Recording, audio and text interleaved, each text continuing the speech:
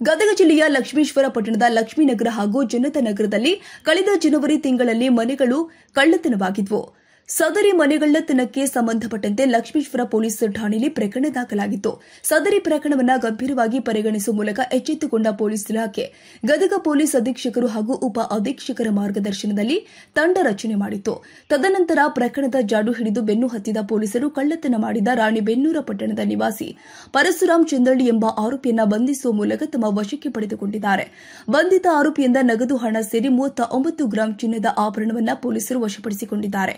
ಈ ಸಂದರ್ಭದಲ್ಲಿ ಸಿಬಿಐ ನಾಗರಾಜ್ ಮಾಡಳ್ಳಿ, ಪಿಎಸ್ಐಗಳು ಆದ ಈರಣ್ಣ ರೆಡ್ಡಿ, ಚೆನ್ನಬಸವ ಬಬಲಿ ಸೇರಿ ಇನ್ನೂ ಹಲವು ಸಿಬ್ಬಂದಿಗಳು ಉಪಸ್ಥಿತರಿದ್ದರು.